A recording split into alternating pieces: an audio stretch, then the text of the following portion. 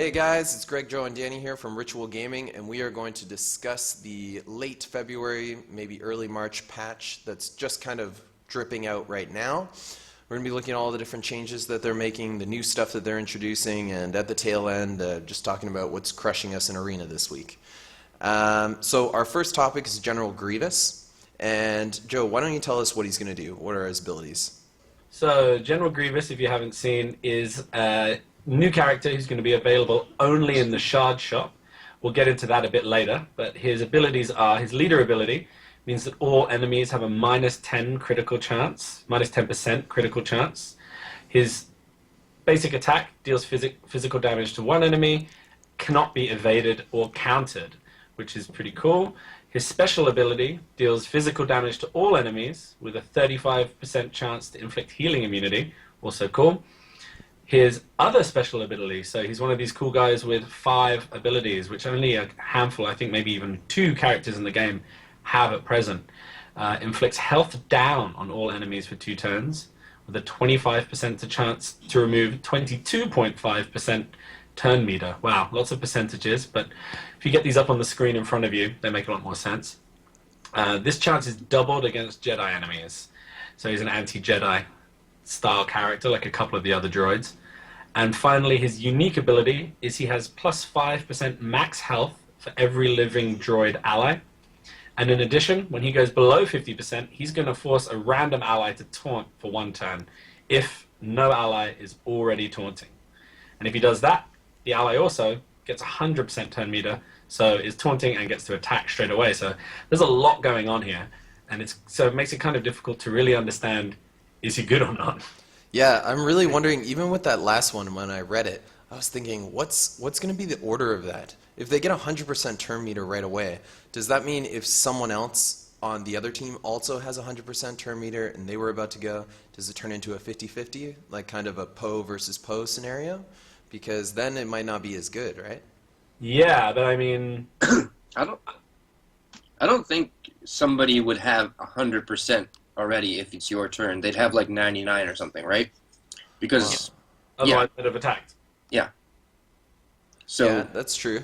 But you can get it where you can have I'm assuming you can have it where you can have 2 people at the same speed and then they go 50-50, right? So if you have 2 people on your team that have about the same speed, then wouldn't they go at the same time?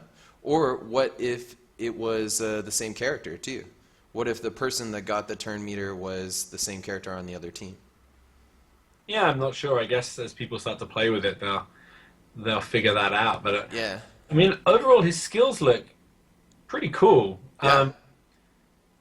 I mean, obviously, your first thought is going to be, how can I fit him into a current droid team?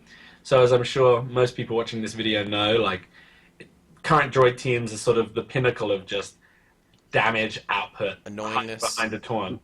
You know, so glass cannons, hiding behind a taunt, and just putting out huge amounts of damage. And in his description, Danny, you pointed out beforehand, it says something like he's a huge attack damage or high attacker. High attack dealer, yeah. So he seems to fit into that category. So I'm imagining once his max stats come out, like, we'll know for sure. But yeah, the only reason I'm a bit dubious is I can't figure out who he would replace in the kind of standard droid build. Yeah, sure. I think too it's so tight, and that composition it needs those little parts that I don't know. I really think that it depends on how much damage he does, right? If he can do just a ton of damage, then it really doesn't matter. I mean, he's just going to do a ton of damage, right? Yeah, I mean, and his basic attack, you know, you can attack the irritating Dooku's and Kylo Ren's of the world who would counter you. His attack cannot be evaded or countered. Yeah. That's pretty huge. And especially if it's a big attack, because the worst thing is, you know, you line up your shot against you know, a Lumi or one of these high evade characters and you miss, and then or the Sids, you know, Sid who can never be hit, is like, this is one of these things that can completely change an arena game. And just knowing that attack is going to stick for whatever many thousand points you're going to hit for is going to be pretty big. Yeah, that's true. You're kind of getting for what you're paying there already, right? Just for the fact that you know it's going to hit, even if it doesn't do as much, it's still going to be pretty awesome. Yeah, I would take 3,000 over 4,000, knowing that it's going to stick. Yeah. Yeah. I like his ability, the health down too, and reducing turn meter. Imagine pairing this guy with a Poe. Just thinking about that, and they're You both. just set them all back to 0. Yeah, it'd be incredible, right? Although, yeah. And then if you think about it too, the Poe, he'd definitely get a chance to taunt early, right? And then once he got a chance to taunt, what's his name? Grievous isn't going to be hit. So Poe's going to be taking the beating. Then later on, when Grievous starts to be hit, he's got another guy taunting too, giving another guy meter. It's huge. Yeah. Let's think too, outside of droid compositions. Do you think this guy's going to see play, Danny? Outside of droid compositions, yeah. Again, I think it just depends on how heavy his damage is. Yeah. I mean, also, I'm looking at his abilities. I like his basic and his unique. But what I'm curious about is that special ability, deal physical damage to all enemies. If that's big, then yeah, I think he'll see a lot of play. And inflicting that healing immunity, that's like a Sid AoE, but instead of doing dots, it does healing immunity. Yeah. That's huge too. Like he huge. could be a really big guy.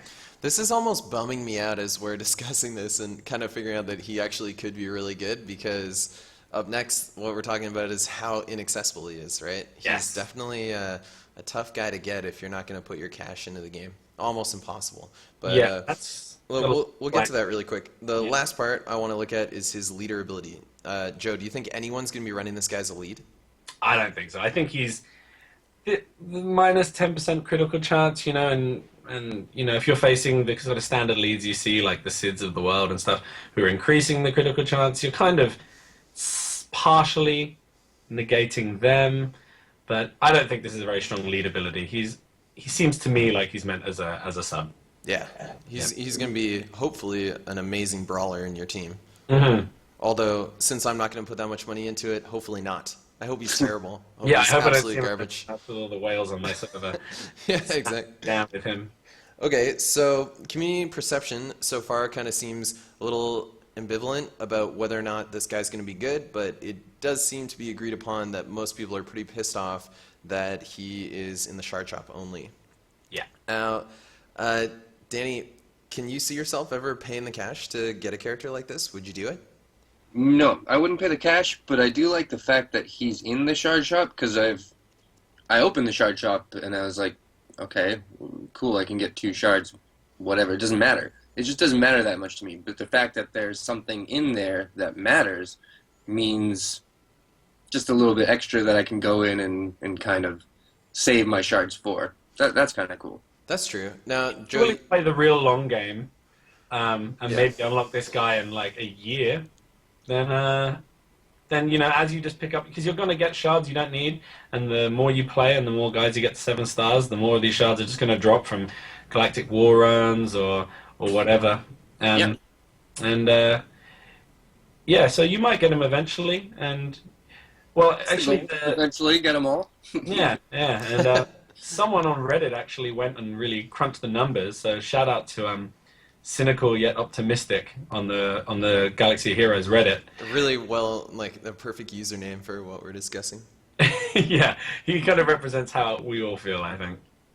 And he worked out that if you really crunch and you divert all divert all of your Galactic War crystals to shards, all of your arena shipments to shards, and all of your cantina points to shards, which is pretty nuts. And you're refreshing at a reasonable free-to-play rate, so he was quite smart to include that. This isn't if you just burn 1,000 crystals a day refreshing. This is if you do 1 or 2 cantina refreshes a day. Which is totally possible. It's totally possible, and divert every single resource to him. He's going to take around 120 days to get to 7 stars, or about 25 days to unlock. About 30 days to unlock, to get 80 shards to unlock him. So, But that's putting everything, right? Do you know how many 7-star characters you'd have to have before this chart works? well, you'd need to have 1 in Galactic War, 1 in Arena, and 1 in Cantina. So at least 3. Yeah, and then you need to not farm anything else and divert all of that to him. So you're not going to do it realistically. No. If you just really, really, really wanted a Grievous, you could have one in a month and have him 7-starred in 3 months. Wow. If that's what you want. I mean, if he's amazing, then you could go for the long game. Yeah. Yeah. I want one for free though, and Yes. I That would seems like to that. be the general opinion of Reddit. It's like, well, I'm so angry the people who made this game don't want to give me everything for free. All right, so Grievous, I think we all pretty much had the same opinion on it. Let's look at our next thing, the daily logging character in March. So, Danny, what's happening in March? So there'll be a new daily login character. It is not known yet who it will be. So we've been kind of chatting and guessing. We thought R2-D2 would be funny. I don't be know. the I think best. R2-D2 or C-3PO would just have hilarious attacks. But no, I don't think it'll be either of them. I'm thinking maybe it could be the either the Jawa engineer that's been talked about, or the Emperor Palpatine, the one that you see on the opening screen of the game, who has the lightning bolt attack. I think it's a really good chance that it's him. Even though I've been kind of trying to keep my finger on the pulse of all the data mine stuff that they're doing because I'm just excited about what's coming out, and I haven't really seen a lot of, or maybe I've just missed it, but I haven't seemed to have seen a lot of stuff about Emperor Palpatine. Yeah, I mean, what we do know is that they recover quickly from debuffs and deal potent AoE damage. So I guess you can let your imagination run wild over what kind of Star Wars dude or dudette would do that kind of thing. That's why I don't think it is that, and they already released a droid with this update that they wouldn't put another droid in. But Yeah, that's neither R2 or C-3PO seem like she would do those two things. You know, I can't imagine R2-D2 doing a potent AoE damage. I don't know, man. That little thing that comes out of him, that'd be badass to see a little bit. Yeah. I would feel like he's just more the guy who just makes everyone around him feel kind of good. Yeah, Yeah. it just Like a warms nice them up a little bit. Little smiley face over everyone's head. Feel a bit better about themselves. I was saying to Danny earlier that if they ever put him into the game, I really want him to, like, with one of his attacks, to do that sound where I'm not going to do the sound because it'll sound ridiculous, but whenever he goes really fast, like he's getting thrown around or something, he's going like, woo!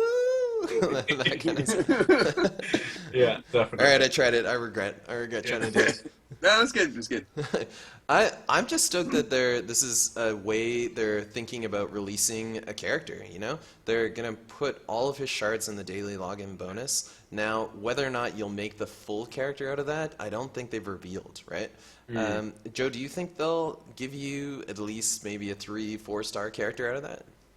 Well, I mean, if we base it on the characters they put in so far, they've all been 2-star characters who you can get the most. Though that said, with Cad Bane, that didn't happen. Yeah, I really don't know. This is quite fun because I feel like it's the only thing we genuinely don't know. No one's just gone in and data mined it and really spoiled it yet. Yeah. And so part of the fun is not knowing. I'll just wait till March. We all looked through the character list and went, oh no, they've only added Grievous to the character list, so no hints there. I guess wait and see. Yeah, I'm I guess excited. that's why I kind of tried to introduce it as late February, early March, because part of this really isn't kicking in until then, right? Mhm. It's I'm really excited too. I'm glad. It kind of seems to me that at least they're giving one to the pay-to-win guys, and then if they come out now and they put it in the shards, the login shards in March, and then they give a way to farm that character, then it's like a give and take between the pay-to-win and free-to-play players. Yeah. Yeah. Okay, so after that, Lando got a little bit of tweaking, and I'm pretty excited about it. So he is no longer Chromium Pack exclusive, and his shards are available in Cantina Battles 1E and 5F. Now, what do you guys think? Is he worth farming? Are you gonna put those sweet regens into him, Danny? The only reason I'm going to farm him a little bit and then lock him is because I have like half of his shards. If I didn't, I don't think he just doesn't really fit into any of my teams right now. So I just see no need for him currently. What Yeah, I don't teams? know. I don't know what teams he's good in. Yeah, that's what I was trying to think of earlier, is what teams would he be good in? And I checked out his speed because, things are really into speed right now, right? Yeah. And he starts at 110, and then if you run Akbar as a lead and you get the 23 speed for Rebels, then he goes up to 133. Still pretty slow. He's really behind most guys. And right. if you're running Akbar, then, Lando really kind of... he focuses on crits, right? He's got to have those crits. Mm-hmm. And if you're running Akbar lead, you don't get extra crits. I saw some people online talking about maybe running Boba as lead for the extra damage on the crits, or Sidious for the extra chance of crits. But if you do that, then he's going to be slow as hell. Like 110, that's just way too slow to roll with the big sharks right now. Yeah, I don't think he's quite there yet. He's neither here nor there in terms of a top tier character. I think the real reason this has happened is probably, and again, disclaimer, this is data mined information, but it seems to be the general consensus is that the next special event, Yoda style special event, is going to be a scoundrel event. And there's a pretty good chance that that's going to come to be. So having a scoundrel available to farm is probably their kind of modus operandi here, because you currently, as things stand, can't farm a basic scoundrel team in the same way that you could farm a basic Jedi team to attempt the lower stages of that event. Will this allow you to now? Well, sort of closer. You could go for the. It gives you an extra. Yeah, it's another piece of that puzzle. You're still finding yourself kind of one short. You can easily farm a Greedo. You can easily farm a Mob Enforcer. You can now take a long farm on Lando, and then everyone's got Chewie, and so you're left with one piece where you need to go and spend some shipments. If you really, really, really want to take part in the scoundrel stuff, or just build yourself a scoundrel team, which you might be into the idea of doing. Sure. Yeah. If you want to do terribly, you could do that.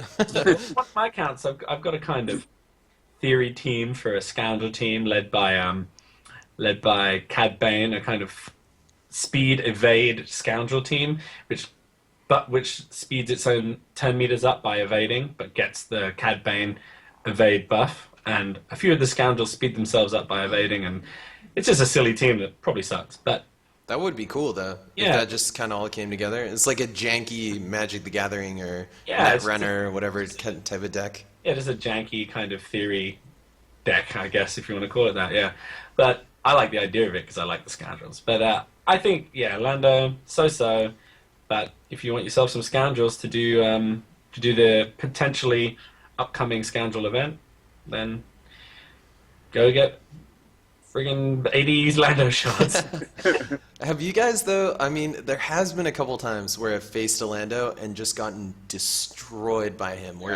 Because, if in case people are listening and they're on their way to work and you can't check out Lando's ability. Lando has an AoE ability where if he crits on the AoE ability, I think on anyone that he's hit with the AoE ability, then it automatically resets and he can do it again. There's no cooldown on it, so on his next turn.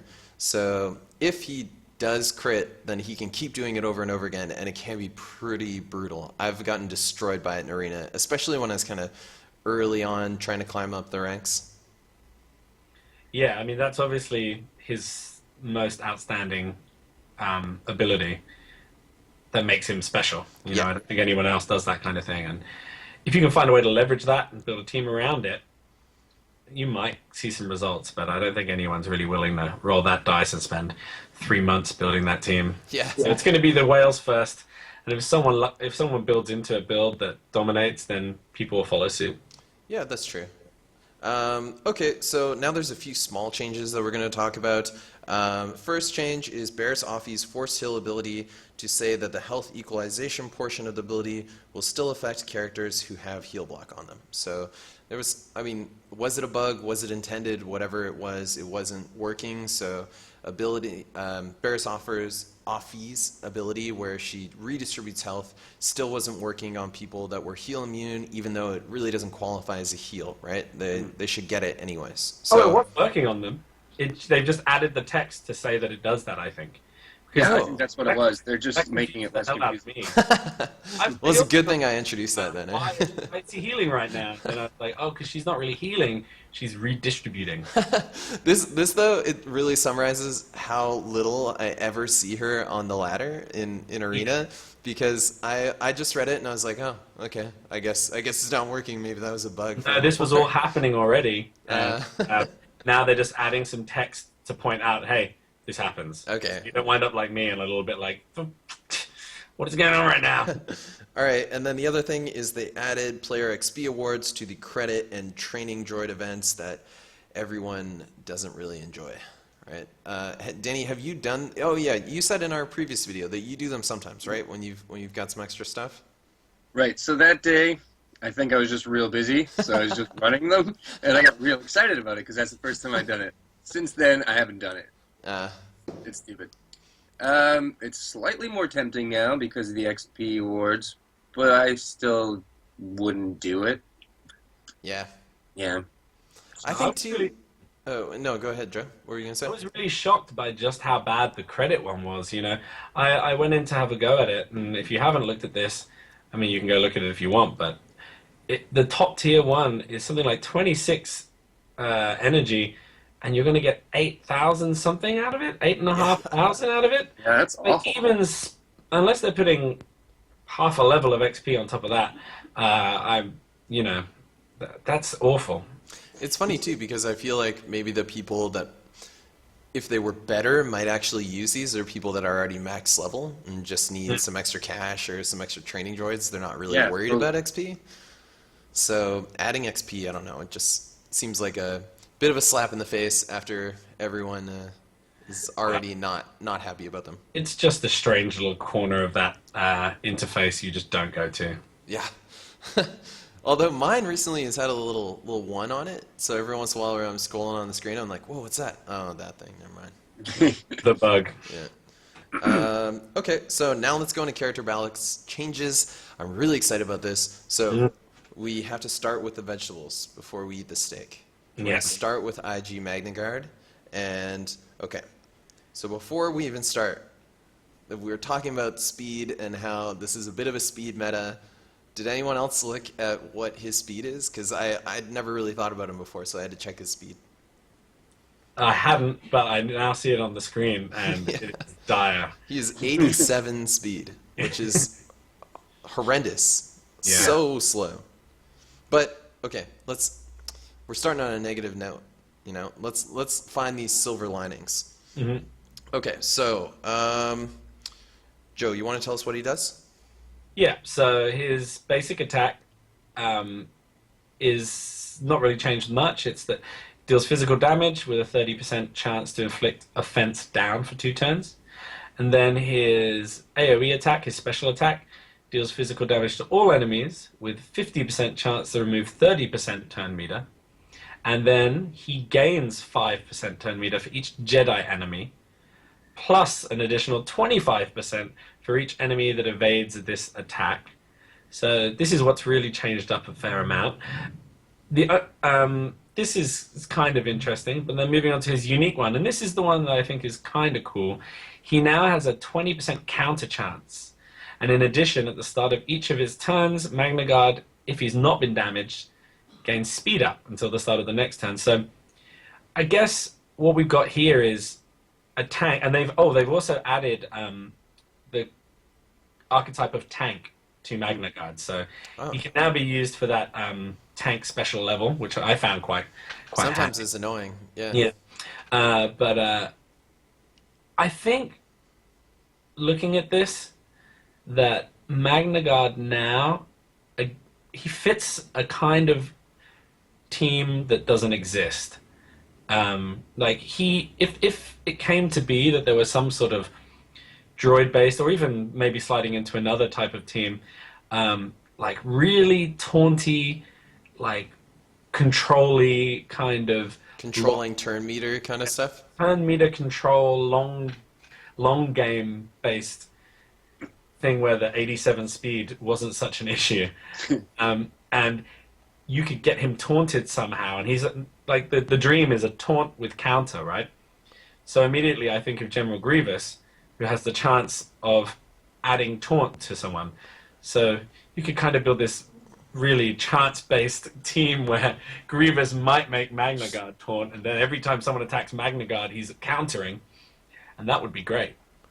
Yeah, But I just actually checked his health too. It's not too bad. It's not way up there. It's about 16,000 in Yeah. comparison to say somebody that's actually used maybe Savage Opress at 17,000. So pretty good.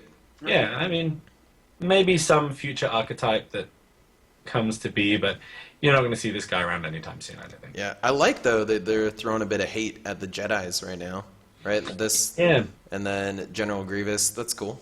Yeah, all the droids seem to be pretty anti-Jedi, which is kind of fun. Yeah. Okay, and now let's go on to what I am most excited about, the Royal Guard change. Now, I was talking about this on Reddit, on our the subreddit for Star Wars Galaxy of Heroes, and I had made a big mistake, and I said in the previous episode what the mistake was, that, you know, I had misinterpreted his ability, but now his ability is basically that. I was really excited about it. So, okay, let's look at what he does first. So his base attack deals physical damage to target enemy with a 50% chance to inflict speed down for 2 turns. If Royal Guard has more than 50% health, this attack has a 50% chance to also stun the target for 1 turn. Gnarly. That's awesome. Incredible. And then his special, all allies gain defense up. Yeah, that happened before. And Empire allies gain health up for 2 turns. And Royal Guard has 25% chance to gain 25% turn meter, but the coolest one, his unique ability, Unyielding Defender. At the end of each turn, if any other ally took damage that turn, Royal Guard gains 5% turn meter, which is already pretty awesome. In addition, Royal Guard taunts for 1 turn whenever another ally falls below 50% health. So, first thing I thought about when I saw that was, if the ally dies, would it still happen? I don't think so, right? If he just gets one shot at the ally, do you think he would still taunt?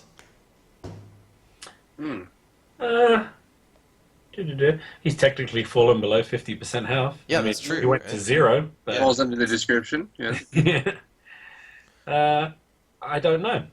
Yeah, me neither. We'll see. But what I like about this so far is I like how they're kind of putting him. I mean, he does no damage, right? He makes Barriss Offee look like she's swinging for the fences every time when she hits with that little tiny ass lightsaber she has. But he's kind of like a unique support-esque stunner, taunter kind of guy. I think he could fit into a few teams. You know, Yeah.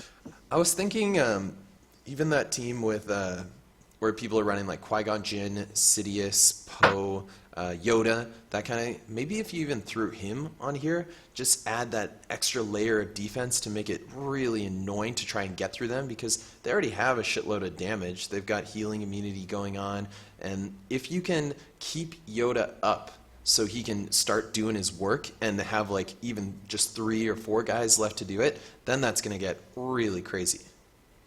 Yeah, and also I think, like you said, his damage isn't very big, but the fact that they've added that 50% chance to stun means he's not just some crappy guard or crappy taunt with no attack that you put into a team. Now you get a chance to stun people, and I've had it go off quite a few times, and it's very satisfying. So the fact that they've added that, it makes it a lot more plausible that you might put him in a team like that. Yeah, If they put the percentage down on that stun, I think this would be a lot worse. Like that unique, oh, for sure. that unique ability is the real kicker, but that stun, I don't know, might be equally as important. Like it really just makes him this great all-rounder now, I think. Yeah. Like, I'm not just thinking, you know, obviously the go-to is to say like, how can I use this guy to get first place in arena? But you know, there is more to the game than that, and I think this makes him really great in Galactic War. Oh yeah. So good, and just, I mean, most people don't struggle too much with dark side levels anyway, because tends to be the way things have gone. Everyone has these great dark side teams, and they can't beat any of the light side levels. Yeah. But you know, you got another guy to go in your great dark side team. But definitely Galactic War, and if you use him right, arena, like he's just got really. I'm not going to go full top tier, best in show, but he's good. So he makes it worth farming now. Like, you know. Yeah, So, I think so too, and I think too it'll help free-to-play players in a sense. Even though, yeah, okay, he's a little tough to farm. He only has 2 levels, so you could get a maximum of 6 shards per day. But I mean, Bronzium just throws shards of this guy at me for some reason, and I think you same guys here. had the same thing, right? Yeah, mine's already 3.5 stars. You know, he's halfway to 4. Yeah, Yeah. exactly. Never farmed him once. Yeah, and so for the free-to-play players, you have another kind of guy that is going to help you get through Galactic War, going to help Yeah. you in the earlier stages of Arena, maybe even later if you get lucky with some more shards and you farm them from the very beginning. The first thing I thought about too with Galactic War is since I don't have many taunts in my team, like good taunts for Galactic War, this guy, he doesn't even have to use an ability to taunt, right? Yeah. Yeah. Yeah, you don't waste a turn. It's awesome. Yeah, Yeah. he's stunning guys and taunt at the same time. Yeah. Amazing. Really good. I mean, yeah, as you said, maybe not completely top tier, but I was really excited about this. I think it's a cool direction to go in. We like Royal Guard. Yeah. Yeah. I just like Royal Guard too, because I think we were saying before that it just looks like he got like an electrified cattle prod or something on eBay. Everybody else has got lightsabers and fucking laser rifles and all this stuff, and he's just bashing people with a rod. You know? Yeah. Well, I think Ray ordered from the same person on eBay. Yeah. Her little prod as well. It's just some dude making a kill and be like, these guys are dumb. Ray's one seems to be a lot more painful though. Yeah. That's true. Well, she knows how to use it better. This guy, he's just hanging out in a red dress. He doesn't know what to do. Yeah, he has no idea what's going on in his life. She's like, "Come and hit me, guys. I'm over here." All right, Asajj Ventress now. She got a little bit of a change. We're all super excited about it, I'm sure. So they fixed a bug where the offense up buff would expire immediately if Asajj scored the killing blow that granted the buff, and changed her unique ability's 3rd upgrade to grant critical chance up instead of defense penetration up, which was being incorrectly labeled as advantage in combat. So just a little tiny fix on her. Danny, do you think it's going to change much? No. Yeah. No, she's just, I mean, it doesn't matter. Like, to anybody who doesn't use her, which is a lot of people. Yeah. Yeah, I think for everyone that maybe has her at 2 stars or, you know, they got her in a chromium or whatever, this will not inspire them to further level her up. Hmm. Can you see any advantage of this, Joe?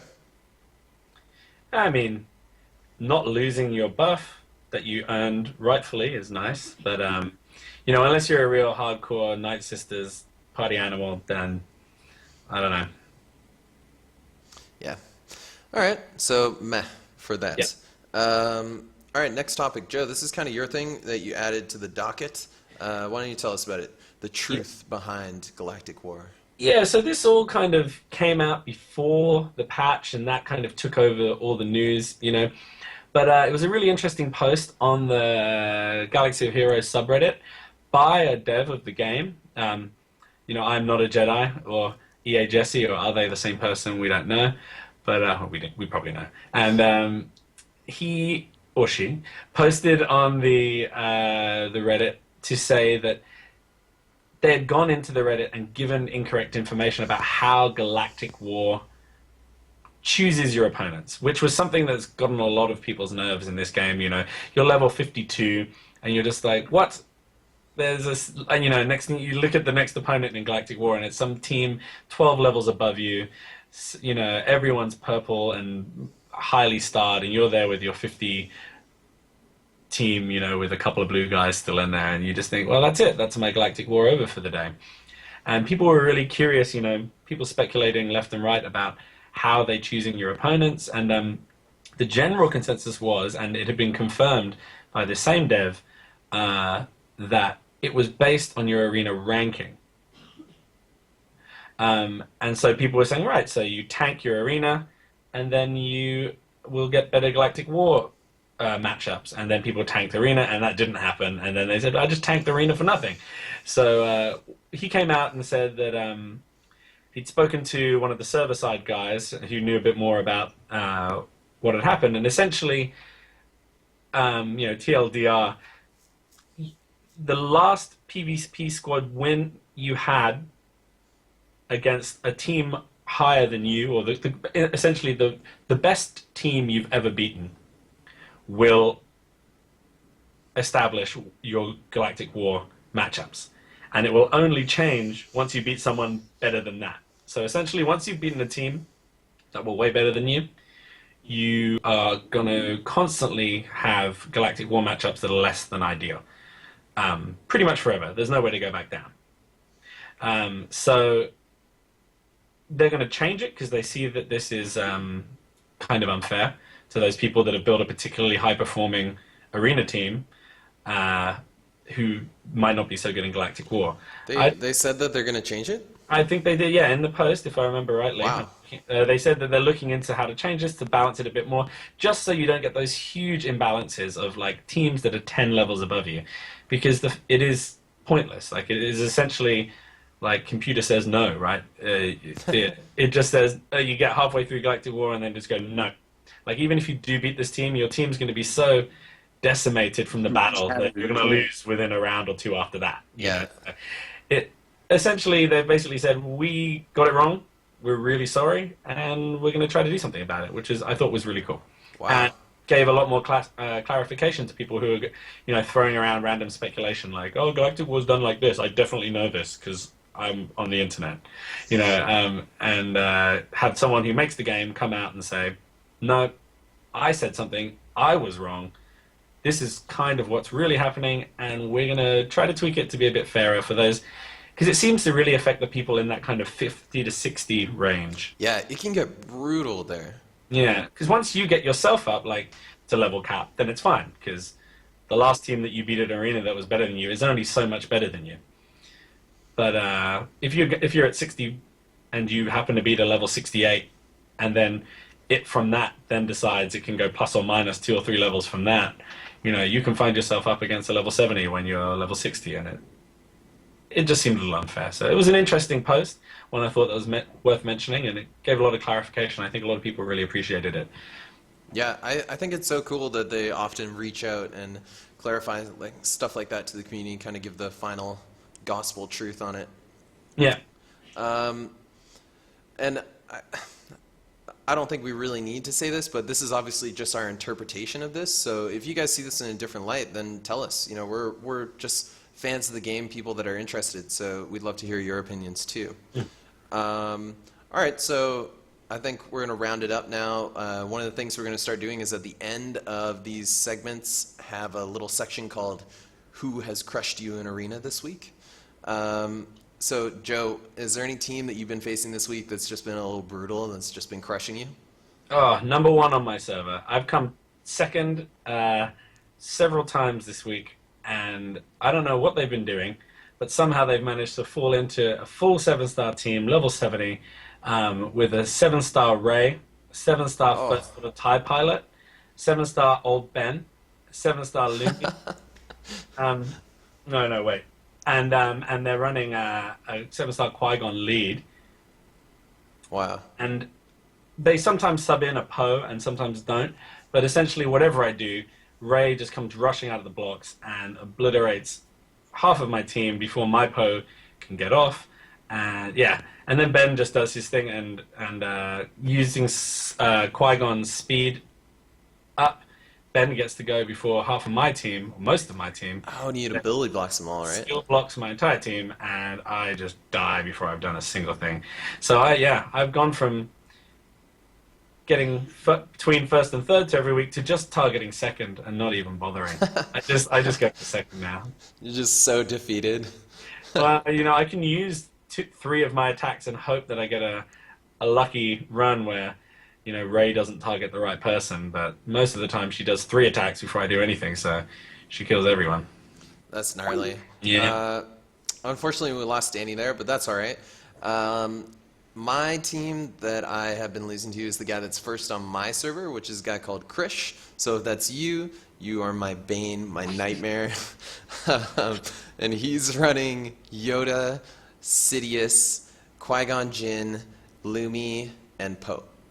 And I feel like it's such a 50-50 chance where if the the Qui-Gon gets in there and gets onto, you know, kind of someone a little squishy, and gets maybe Sid to follow up with that, and then Sid gets to attack second. It always goes Qui-Gon first and then Sid second, and he'll follow with his AoE. It can just win the game in that first turn, you know? Yeah. Unless they target someone beefy, and when they target someone beefy and just take them down to half health, I'm like, okay, all right, I could win this one. This is going to be okay. Yeah, it's the same as mine. You know, if Ray goes for my Poe just by chance, I might be okay. Oh, I love it when they go for the Poe. He never does. All right, guys, so we're going to wrap it up here. Thanks a lot for watching. We hope you're enjoying these patch update videos. Like and subscribe to our YouTube channel, and if you're not following us on iTunes, you can also follow us on there, right, Joe? Yep, you can subscribe to us on iTunes. Just punch in Ritual Gaming under the the iTunes store, and you'll find an audio version of these. You know, if you're walking around town, just want to listen in. All right, guys, that's us at Ritual Gaming, and we will see you soon.